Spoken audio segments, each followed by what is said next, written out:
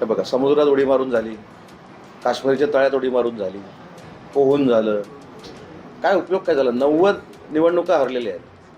त्याच्यामुळे नरेंद्र मोदी साहेबांनी या देशाचा एक वेगळा आवाका जागतिक पातळीवर निर्माण केलेला आहे. तो कोणीही पुसून काढू शकत नाही. जे छत्रपती शिवाजी महाराजांवर प्रेम करतात, जे छत्रपती शिवाजी महाराजांना आदर्श मानतात, जे छत्रपती शिवाजी महाराजांचा नावाचा उपयोग करून आम्ही महाराष्ट्रातले आहे म्हणून सांगतात, त्यांनी सुद्धा कुठेतरी विचार केला पाहिजे की आपण रात्री 12 वाजता काय केलं पाहिजे. 2 तास लागू दे, 3 तास लागू दे, 4 तास लागू दे, त्यांच्या शंकांचं निरसन दूर होईपर्यंत मी तिथून चाकणमधनं उठणार नाही. शरद पवार साहेबांसारख्या ज्येष्ठ नेत्यानं जर एखादी सूचना केली, त्याच्याकडे आम्ही राजकारण म्हणून बघत नाही, पण काही लोक राजकारण म्हणून जे याच्याकडे प्रकाराकडे बघतायत ते त्यांनी बंद केलं पाहिजे.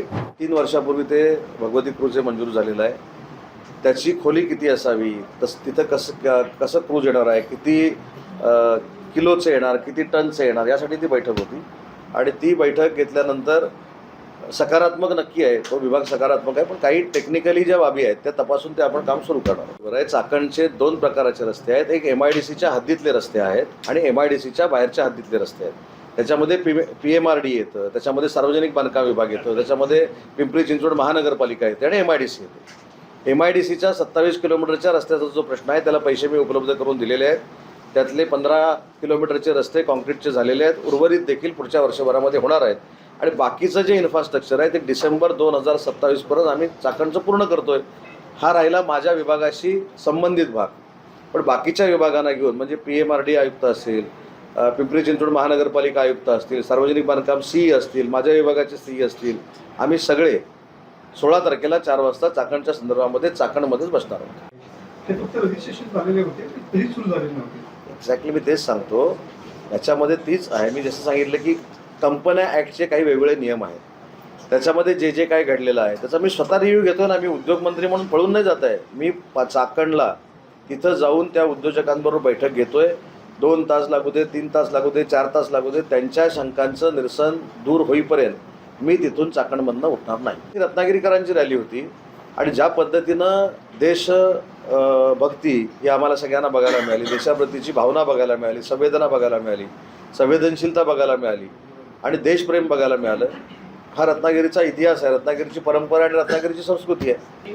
पहिली गोष्ट अशी आहे की कुठचीही कंपनी स्थलांतरित झालेली नाही. मी स्वतः कुलकर्णी नामक पदाधिकाऱ्यांशी बोललो, हे तर मी जाहीरपणानं बोललो आहे आणि मी कधीही असं कोणाचं रेकॉर्डिंग करत नाही. परंतु जे काही चाललेलं राजकारण आहे त्याच्यातनं मी ते मुद्दामच समोरच्या लोकांची भूमिका काय आहे ही महाराष्ट्राच्या जनतेपर्यंत पोचावी आणि कशा बाबतीमध्ये कोण कसं राजकारण करतं हे कळण्यासाठीच मी ते रेकॉर्डिंग केलेलं होतं.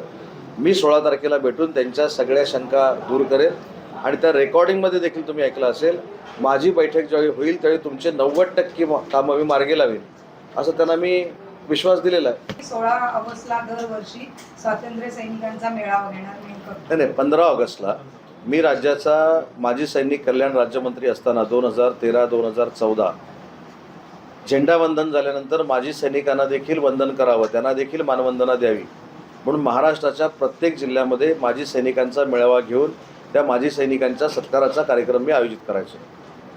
14 तारखेची आजची जी रॅली होती ज्याला प्रचंड प्रतिसाद रत्नागिरीकरांनी दिला, हजारो लोक यामध्ये सामील झालेले होते.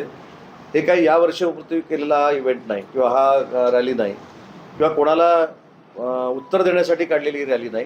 तर आता दरवर्षी 14 तारखेला 10 वाजता मारुती मंदिर ते जयस्तंभ ही तिरंगा रॅली दरवर्षी आता रत्नागिरीमध्ये निघेल आणि 15 तारखेला झेंडावंदन झाल्यानंतर 10-10:30 11 वाजता माजी सैनिकांचा सत्काराचा सन्मानाचा कार्यक्रम देखील रत्नागिरीमध्ये होईल. शरद पवार साहेबांच्या ट्विटला मी बांधील आहे. शरद पवार साहेबांच्या ट्विटच्या संदर्भात मी चर्चा केलेली आहे. जे राजकारण करत आहेत त्यांचं राजकारण त्यांना लक्षाला हो. प्रमोद जठार पण त्यांचं झालं कशात? म्हणजे ते प्रमोद जठार केअरमध्ये मी या MIDCचा प्रमोद जठार हे आमचे नेते आहेत, त्यांना काही बोलण्याचा अधिकार आहे, त्याच्यावर मला काही बोलायचं नाही. सर, आपल्या तुमच्या रत्नागिरी जिल्ह्यातील युवक देसाई यांची पंतप्रधानांबरोबर भेट झाली, आपणही त्यांचे एक केले. हा अभिमानाचा क्षण होता त्यांच्या दृष्टीनं आणि रत्नागिरीच्या दृष्टीनं देखील. 1.5 वर्षापूर्वी या सगळ्या मंडळींना पालकमंत्री म्हणून जे काही सहकार्य करता येईल ते करण्याचा प्रामाणिकपणाने प्रयत्न केलेला आहे. परंतु हा आपल्या जिल्ह्याचा अभिमान आहे की फणसाच्या बाबतीमध्ये त्यांनी काही रिसर्च जे केलेलं आहे त्याच्या बाबतीत नरेंद्र मोदी साहेबांनी त्यांना भेट दिली, हा रत्नागिरीचा अभिमान आहे. सर, तुम्ही मगाशी आता बोललात की शरद पवारांच्या ट्विटला एवढा पडतो की अनुस्वरा घाटमध्ये होता. पहिली गोष्ट अशी आहे की हे मला मान्य आहे की लोकांना त्रास होतोय, त्याच्याबद्दल नाकारतच नाही. परंतु जमिनीलाच भेगा पडल्यानंतर जर आपण गाडी तिथनं सोडवण्याचे आदेश दिले पालकमंत्री म्हणून आणि तिथं दुर्घटना घडली तर त्याचा परिणाम केवढा मोठा होईल. नाही, गाडी नाही सोडत पण त्याच्यामध्ये तात्काळ लवकरात लवकर काय काय उपाय? मोरे साहेब, आपण जर आंबा घाटातनं काल जाऊन आला का 2-4 दिवसात, तुम्ही बघा ते असं नाही आहे की ते आज काम केल्याने उद्या ते शेवटी त्याच्यातनं जीवितहानी होऊ शकते, मानवहानी होऊ शकते. त्याच्यामुळे ते जपूनच केलं पाहिजे. त्याला टेक्निकल सपोर्ट घेऊन त्याच्यामध्ये काय काय नक्की करता येईल ते बघून करायला पाहिजे. माझ्या भावनेनं आणि तुमच्या भावनेनं जर गाड्या आपण सोडल्या तर तिथं दुर्घटना घडू शकते म्हणून थांबवलं. काम सुरू करण्यापूर्वी सॉइल टेस्टिंग केलं होतं का? मुद्दा महत्वाचा आहे. सर, आता काय सांगू म्हणजे आता? सगळ्या गाड्या वळल्यात ट्रेलर वगैरे हे मुंबई गोवा महामार्ग तिथनं सिंधुदुर्गच्या अलीकडून ते सगळे अडोसुरा मार्ग. पण सर आता काय होतंय की जे मोठ्या मोठ्या गाड्या आहेत ना ते सगळे खूप त्यांची गर्दी असते हायवेवर, तर ते लेन फॉलो करत नाही, त्याच्यामुळे खूप त्रास होतो. हां, याच्या संदर्भामध्ये मी पोलिसांशी बोलेन, सिंधुदुर्ग पोलिसांशी बोलेन, रत्नागिरी पोलिसांशी बोलेन. वेळ पडली तर आजच त्याची मी मिटिंग आहे. त्याची अजिबात चिंता करण्याची आवश्यकता नाही. पण याच्यावर मार्ग काढताना आंबा घाट सुरू करणं, जसं रघुवीर घाट सुरू करणं, हा त्याला मार्ग नाही. याच्यामध्ये फार मोठी दुर्घटना घडू शकते म्हणून प्रशासनानं उचललेलं पाऊल आहे. परंतु आंबा घाटाच्या संदर्भामध्ये आजच मी तुमच्या सूचनेनुसार बैठक केली. मिरजमध्ये सुद्धा रस्ता खचतोय. अरे बाप. मिरजमध्ये सुद्धा रस्ता जाणार ते आता मिरजला. हिमालय पण वितळतोय. नाही, नवीन काँक्रीट रस्ता खचतोय. मराठे साहेब, आपण जिल्ह्यामध्ये येऊया ना. नाही, नगरपालिका नाही, मी मगाशी तेच सांगितलं की ह्याच्यामध्ये जोपर्यंत टेक्निकली प्रूव्ह होत नाही की नक्की काय चाललंय भूगर्भामध्ये, कारण ज्या पद्धतीनं त्याला भेगा गेलेल्या आहेत त्या भेगा कुठपर्यंत आहेत, लँडस्लाईड होऊ शकते का, या सगळ्याचा अभ्यास 7-8 दिवसामध्ये ते करतील. आणि ते आज बैठक झाल्यानंतर पाहिजे तर मी आंबा घाटासाठी स्वतंत्र प्रेस कॉन्फरन्स घेईन ना, आज संध्याकाळीच घेईन. साहेब, नगरपालिका इमारतीचं उद्घाटन पुढे गेले का? नगरपालिकेचं काम पूर्ण झाल्याशिवाय 100% आपण त्याचं उद्घाटन करणार नाही. फर्निचर, कारण आज काय होईल की आता आपण ती चांगली बिल्डिंग दिसते म्हणून ताबडतोब उद्घाटन करून घ्यायचं, मग ते फर्निचर राहतं, AC लावायचे राहतात, लाईट लावायचे राहतात आणि मग ते वर्षानुवर्ष होत नाही. 100% नगरपालिकेच्या इमारतीचं काम पूर्ण झाल्यानंतरच, डीप क्लिनिंग झाल्यानंतरच नगरपालिकेच्या इमारतीचं उद्घाटन केलं जाईल. सर, साधारण किती दिवस या सगळ्या गोष्टींना लागू शकतो? 26 जानेवारी. अंदाज काय, प्लॅन काय? 1 महिना. शरद पवार साहेबांनी या महाराष्ट्रातल्या MIDC होण्यासाठी प्रयत्न केलेले आहे, ते कोणच नाकारत नाही. आणि शरद पवार साहेबांसारख्या ज्येष्ठ नेत्यानं जर एखादी सूचना केली, त्याच्याकडे आम्ही राजकारण म्हणून बघत नाही, पण काही लोक राजकारण म्हणून जे याच्याकडे प्रकाराकडे बघतायत ते त्यांनी बंद केलं पाहिजे. आणि प्रत्येकानं प्रत्येकाच्या मतदारसंघामध्ये काय काय चाललंय याचं लक्ष दिलं पाहिजे. सर, चाकणप्रमाणे इतर जिल्ह्यातूनही उद्योग जाता कामा नयेत यासाठी आपण प्रयत्नशील आहोत. असं कुठनं गेले, पुण्यातनं गेले, मुंबईतनं गेले, कुठं मुंबईत कुठच्या MIDCतनं गेले? मुंबईतनं उद्योग गेले, स्थलांतरित झाले नाही. मुंबईमध्ये MIDC कुठची आहे? MIDC सोडून इतर पण ह्याच्यातनं उद्या इथं प्रायव्हेट कुणीतरी उद्योग सुरू केला, त्याच्याने त्याच्या पार्टनरबरोबर भांडण झालं म्हणून तो उद्योग गेला, त्याला काही MIDCचा मंत्री जबाबदार नसतो. मुंबईमध्ये एकच MIDC आहे, अंधेरी MIDC, आणि त्या अंधेरी MIDCमध्ये प्रचंड मोठे उद्योग तिथं सुरू आहेत.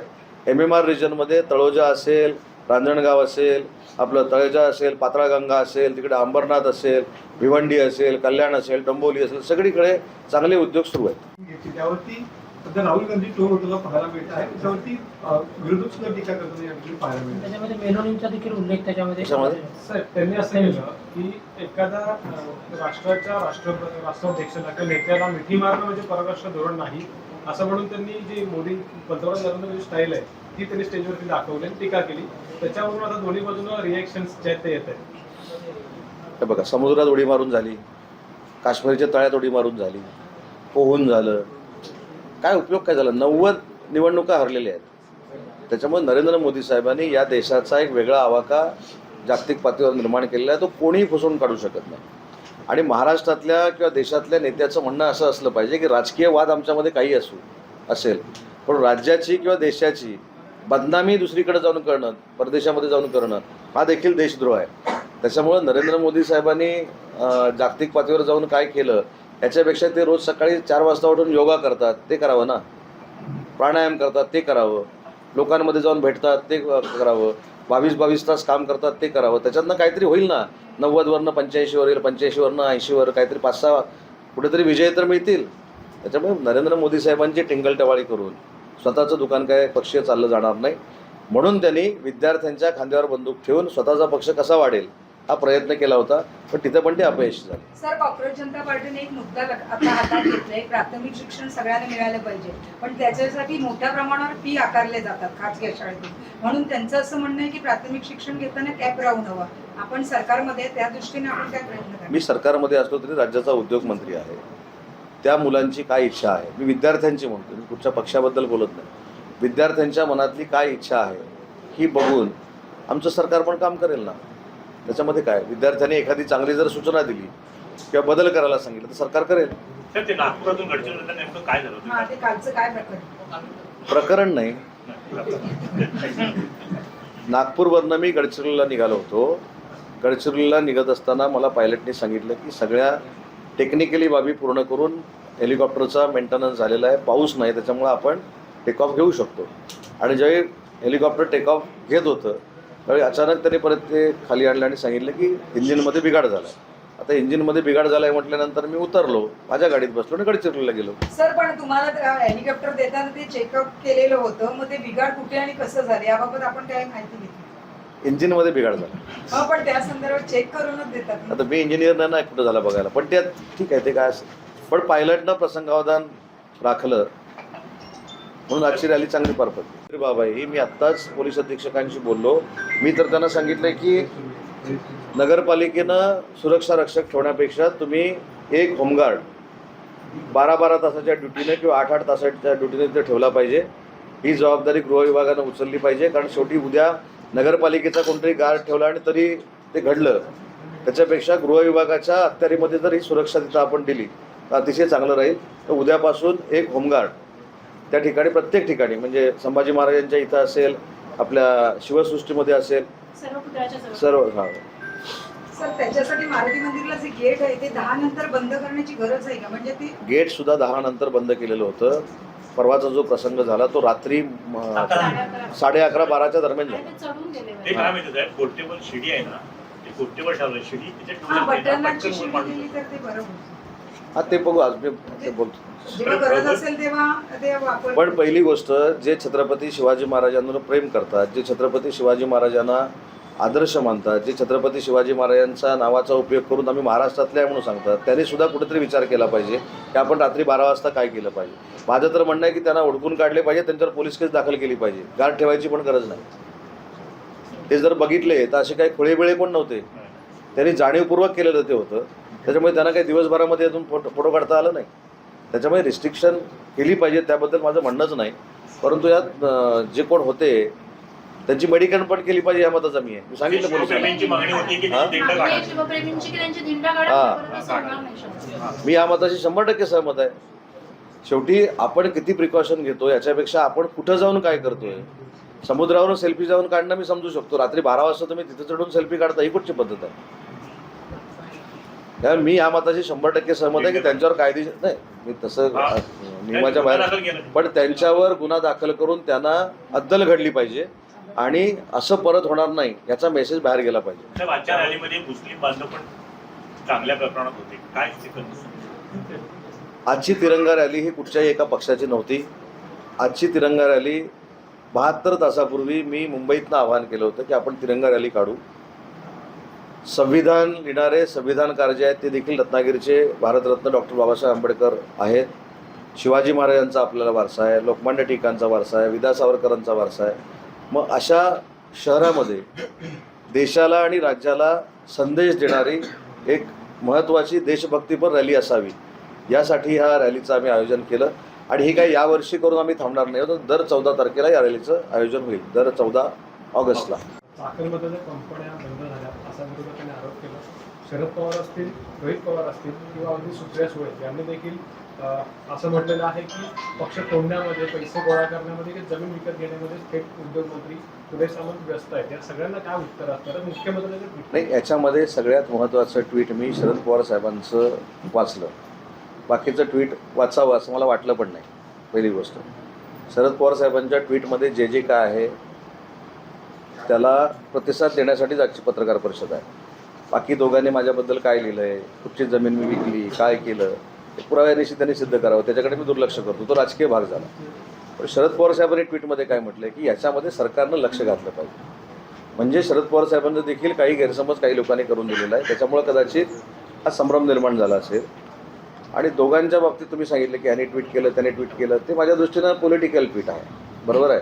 पण मी त्याच्यावर असं पण विचारू शकतो की जंतर मंतरवर तुम्ही विद्यार्थ्यांना सपोर्ट केला, मग झारखंडमध्ये का केला नाही, तर ते पॉलिटिकल आहे, ते आपण बाजूला ठेवू, बरोबर आहे.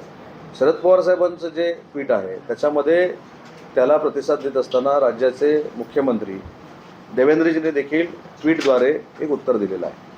आणि या संपूर्ण 36,000 कंपन्या आणि चाकण या संदर्भातली वस्तुस्थिती महाराष्ट्रासमोर आणि देशासमोर ठेवलेली आहे. आता पहिली गोष्ट, काही लोकांनी कंपन्या याचा अर्थ डायरेक्ट उद्योगधंदे असा लावू नये. त्या कुठच्या कंपन्या बंद झाल्या आहेत त्याची पण हे यादी आहे, कुठच्या सेक्टरमधल्या कंपन्या बंद झाल्या आहेत ह्याच्याकडनं घे. तर कुठच्या सेक्टरमधल्या कंपन्या बंद झाल्या आहेत, तर त्या सेक्टरमध्ये पहिलं जाऊन आपण अभ्यास केला पाहिजे. ॲग्रिकल्चर कंपन्या बंद झाल्या आहेत, कन्स्ट्रक्शन कंपन्या बंद झाल्या आहेत, ट्रान्सपोर्ट कंपन्या बंद झाल्या आहेत, मॅन्युफॅक्चरिंग मायनिंग कंपन्या बंद झाल्या आहेत, त्याच्यानंतर रिअल इस्टेटमधल्या कंपन्या बंद झाल्या आहेत. कंपनीज अधिनियम 213 अंतर्गत रजिस्टर्ड असलेल्या कंपन्या ह्या बंद झाल्यात 5 वर्षामध्ये. पण याच्यामध्ये केंद्र सरकारची एक स्वच्छता मोहीम असते. जी कंपनी, उदाहरणार्थ एखादी कंपनी तुम्ही स्थापन केली पण ती चाललीच नाही, तर ती बंद करण्याचे अधिकार हे केंद्र शासनाला आहेत, राज्य शासनाला आहेत. अशा पद्धतीनं तो स्वच्छता प्रक्रिया पूर्ण करण्यात आली आणि 5 वर्षामध्ये 36,211 कंपन्या बंद झाल्या असं आमच्या मंत्री महोदयांनी सांगितलं. पण कंपन्या बंद झाल्या म्हटल्यानंतर सकाळी पत्रकार परिषद सुरू झाली की हे म्हणजे उद्योगधंदे बंद झाले.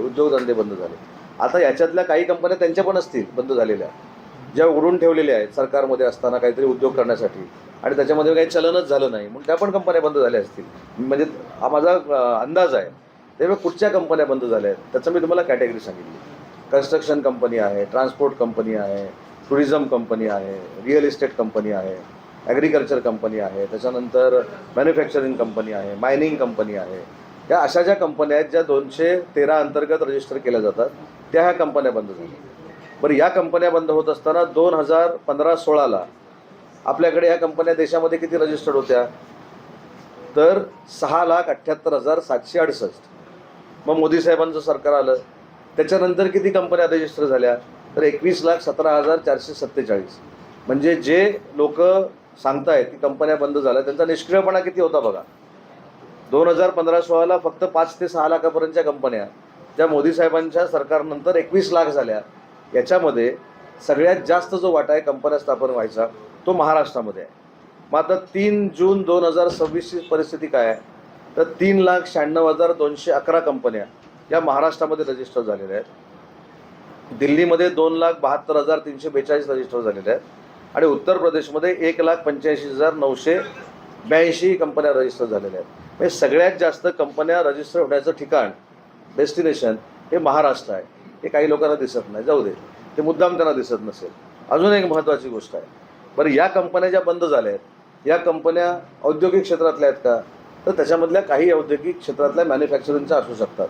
पण जे मगाशी मी तुम्हाला सेक्टर सांगितले की अमुक सेक्टरमधल्या कंपन्या बंद झालेल्या आहेत. आता अनेक वकील महोदय देखील इथे उपस्थित आहेत. त्यांनी जरी एखादी संस्था 213 अंतर्गत रजिस्टर केली असेल आणि ती रजिस्टर केलेली संस्था जर चालली नसेल, कंपनी चालली नसेल, तर ती देखील 1.5 वर्षांना आपोआप बंद होते. त्यातल्या त्या संस्था आहेत. पण ठीक आहे, काही लोकांचं अज्ञान आहे असं मी म्हणणार नाही. परंतु अशा पद्धतीनं 36,000 कंपन्या गेल्या, 36,000 कंपन्या गेल्या, 36,000 कंपन्या गेल्या. त्या कंपन्या कुठच्या गेल्यात, कदाचित रत्नागिरी जिल्ह्यातली देखील कुणीतरी काढलेली टुरिस्ट कंपनी असेल, कुणीतरी काढलेली रिअल इस्टेट कंपनी असेल, कुणीतरी काढलेली ट्रान्सपोर्ट कंपनी असेल, कुणीतरी काढलेली अजून कुठची 213 अंतर्गत संस्था असेल, ही देखील बंद झालेली असू शकते. याचा अर्थ 36,211 प्रकल्प हे स्थलांतरित झाले. हा जो कोणी शोध लावलेला आहे ह्याचा सत्कार उद्या खरं तर लाल किल्ल्यावरच झाला पाहिजे. त्याच्यामुळे हे सगळं फेक नरेटिव्ह पसरवणं आहे. आणि अजून एक त्याच्यातली महत्त्वाची माहिती जी आपल्याला माहिती पाहिजे ती म्हणजे लॉक उघड उत्पादित कंपन्या नव्हे, त्या असतील त्याच्यामध्ये काही कंपन्या असतील, पण ट्रान्सपोर्ट कंपन्या पण आहेत ना. आता ह्याच्यामध्ये अजून एक गंमत आपल्याला दाखवतो. महाराष्ट्रामध्ये 36,211 कंपन्या बंद झालेल्या दिसत आहेत. दिल्लीमध्ये 34,800 कंपन्या बंद झालेल्या दिसत आहेत. उत्तर प्रदेशमध्ये 23,100 कंपन्या बंद झालेल्या दिसत आहेत. वेस्ट बंगालमध्ये 20,200 कंपन्या बंद झालेल्या दिसत आहेत. तामिळनाडूमध्ये 12,600 कंपन्या बंद झालेल्या दिसत आहेत. गुजरातमध्ये 11,200 कंपन्या बंद झाल्या आहेत. कर्नाटकमध्ये 11,000 कंपन्या बंद झाल्या आहेत. तेलंगणामध्ये 9,000 कंपन्या बंद झाल्या आहेत. आणि बाकीच्या राज्यांमध्ये 45,557 कंपन्या या बंद झाल्या. पण या बंद झाल्याचं कारण काय? त्याची स्वच्छता मोहीम होते, काही ऑडिट दाखवत नाहीत, अजून काही गोष्टी असतात, काही फिनान्शियल क्रायसिस निर्माण होतात. अशा पद्धतीने ह्या कंपन्या बंद झालेल्या आहेत. आणि या कंपन्या बंद झालेल्या असताना देखील महाराष्ट्र परकीय गुंतवणुकीमध्ये गेले 4 वर्ष 1 नंबरला आहे. हे देखील वस्तुस्थिती आहे. आणि FDIमध्ये महाराष्ट्र 1 नंबरला आहे.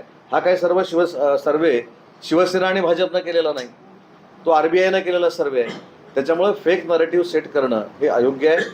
उद्योग विभाग कसं काम करतोय हे महाराष्ट्रातल्या जनतेला माहिती आहे. आता थोडं येतो चाकणवर.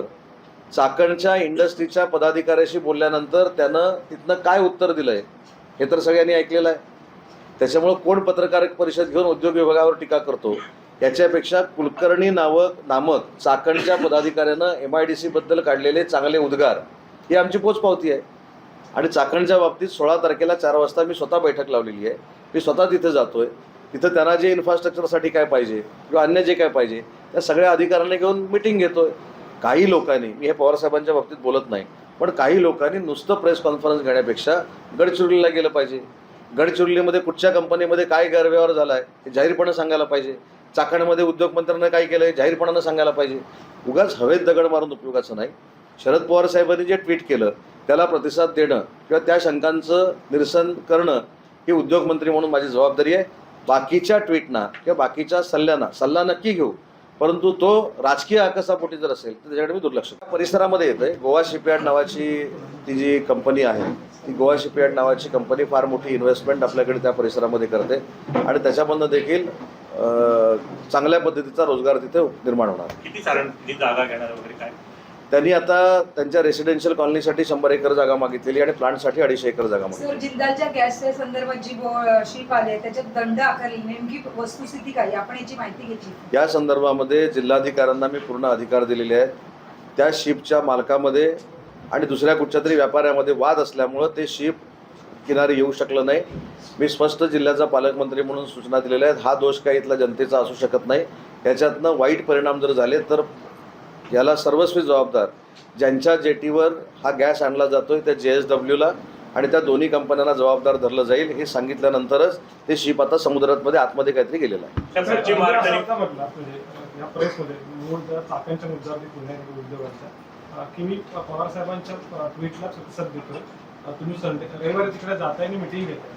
आता सुप्रिया सुळेंचं असं म्हणणं होतं की तेलंगणामध्ये ज्या पद्धतीने रेड कार्पेट घातलं जातं किंवा ते संवाद उद्योजकांनी संवाद साधला जातो त्यानुसार तुम्ही जाणं हे रविवारी जाण्यापेक्षा तुम्ही इमिजिएट का जात नाही, त्याला काय उत्तर द्याल का तुम्ही? त्याचे काही कारण नाही, माझी त्यांच्याशी चर्चा सुरू आहे ना. माझी त्या उद्योजकांशी चर्चा सुरू आहे. मी काल त्यांच्याशी चर्चा केलेली आहे. त्यांच्याकडनंच मी वेळ घेतलेली आहे. काल त्यांच्याशी माझी सविस्तर चर्चा झालेली आहे. उद्या फ्लॅग होस्टिंग तर मला करायला पाहिजे, बरोबर आहे की नाही? आज देशाप्रती तिरंगा रॅली रत्नागिरीकरण काढली होती. पालकमंत्री म्हणून माझी जबाबदारी आहे त्याच्यामध्ये सामील होणं. मी त्यांच्या पूर्ण संपर्कामध्ये आहे त्या उद्योजकांचा आणि त्या उद्योजकांचा माझ्यावर विश्वास आहे. हे कालच्या व्हिडिओमधून तुम्ही बघितलेलं आहे. त्याच्यामुळे त्यांच्याशी चर्चा करून त्यांचा वेळ घेऊन 16 तारखेला मी तिथं जातोय आणि त्यांना सगळ्या गोष्टीचा मार्ग काढून देतो. नागपूरमधून गडचिरोली जाताना नेमकं काय झालं होतं? जेनझी पुन्हा एकदा राजकारणातील महत्वाचा केंद्रबिंदू ठरताना पाहायला मिळत. आता राज ठाकरे सुद्धा म्हणतात की या जेनझीवरती पूर्ण राजकीय गणित 2029 अवलंबून असते. भाजपने देखील इन्फ्लुएन्सर तयार करण्याचे देखील सूचना वगैरे. एक महत्त्वाचा मुद्दा आहे की ज्या वयोगटामधला तरुण आणि तरुणी आता मतदान करणार आहेत त्यांच्या ज्या काय आशा अपेक्षा आहेत त्या पूर्ण करणं सरकारची जबाबदारी आहे. त्याच्यामुळं त्यांना कुठच्या गोष्टीमध्ये दोष देण्यापेक्षा त्यांच्या मनातली इच्छा काय आहे, त्यांच्या संकल्पना काय आहेत, त्यांना कशा पद्धतीनं तालुका घडवायचा आहे, जिल्हा घडवायचा आहे, राज्य घडवायचं आहे, देश घडवायचा आहे, हे त्यांच्याशी चर्चा करून आम्ही जर पुढे गेलो तर आमच्याबद्दलचा विश्वास देखील जेनझींचा वाढणार आहे. पण हे सगळं करत असताना त्यांच्या जीवावर कोणी राजकारण करू नये. कारण बघा ना, विद्यार्थ्यांचं आंदोलन झालं. विद्यार्थ्यांचं आंदोलन झाल्यानंतर आम्ही असं सांगितलं की नरेंद्र मोदी साहेबांनी पुढाकार घेतला, त्याच्यामधनं मार्ग काढला, काही मंत्र्यांचा राजीनामा झाला, त्याच्यानंतर कायदा निर्माण झाला आणि आम्ही स्पष्ट सांगितलं की आमच्याकडे जे काही ती माहिती होती त्याच्या पद्धतीने केंद्र सरकारनं कारवाई केली. म्हणजे त्या आंदोलनाचा विषय आमच्यासाठी संपला. पण त्या आंदोलनामध्ये जे पक्ष मतदानात मागे राहिलेले आहेत ते घुसले. काँग्रेसचे नेते पंतप्रधान नरेंद्र मोदी साहेबांच्या घराच्या बाजूला जाऊन त्यांच्या घरामध्ये घुसण्याचा प्रयत्न केला. ठीक आहे, मला असं वाटतं की तो लोकशाहीतला एक भाग म्हणून केला. मग झारखंडमध्ये काँग्रेसचे नेते तिथल्या मुख्यमंत्र्यांच्या घरावर का गेले नाही? तिथं लाठीचार्ज का झाला? त्याच्यामुळे विद्यार्थ्यांच्या भावनांना हात घालून राजकारण करणं काही पक्षांनी थांबवलं पाहिजे. आणि विद्यार्थ्यांच्या जेंजींच्या मनात जी आहे, ज्या संकल्पना आहेत, जी परिवर्तनाची आशा आहे, ती पूर्ण करण्यासाठी सरकारनं काम केलं पाहिजे.